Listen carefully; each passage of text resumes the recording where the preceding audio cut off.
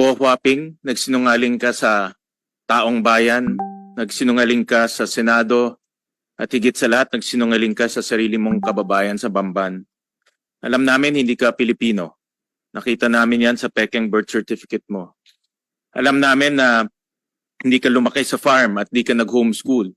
Dahil alam ko saan ka nag-aral, sa Grace Christian High School, na parehong eskwelahan na pinuntahan ko. Alam namin na merong kang kapatid na si Wesley Guo at si Seaman Guo na itinakwil mo nung una. At alam rin namin yung connection mo sa mga pogo. Kahit na naging mayor ka, hindi mo ibinenta yung pagmamay-ari mo sa Baufulan. At alam namin konektado ka pa rin yan hanggat ikaw ay nasa posisyon. Alam rin namin na merong kang koneksyon sa dalawang pogo na nag-ooperate sa sarili mong bayan, yung Hongsheng at yung Zunyuan. At mamaya ipapakita rin namin yung koneksyon mo doon. Kahit na tumakas ka, ipinagpatuloy namin yung pagdinig dito sa committee. At dahil sa pagdinig na ito, maraming kaso ang na-file sa iyo.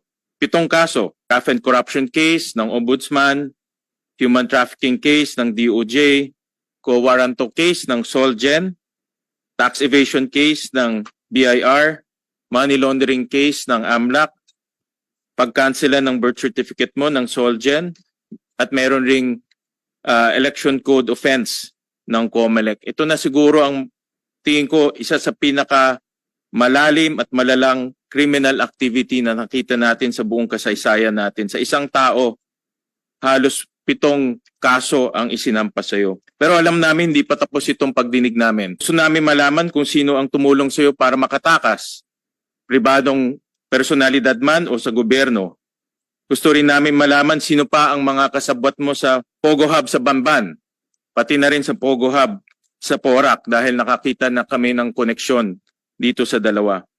At gusto rin namin malaman kung sino-sino pa yung mga personalidad na tumulong sa iyo para mabuo itong mga Pogo Hub sa ating bansa. Sa gobyerno man o sa pribado. Importante na makasuhan sila at importante rin na panugutin sila. Kaya mahalaga itong hearing na ito at mahalaga na marinig namin sa iyo mismo kung sino-sino itong mga taong tumulong sa iyo para magdala ng krimen dito sa ating minamahal na bansa.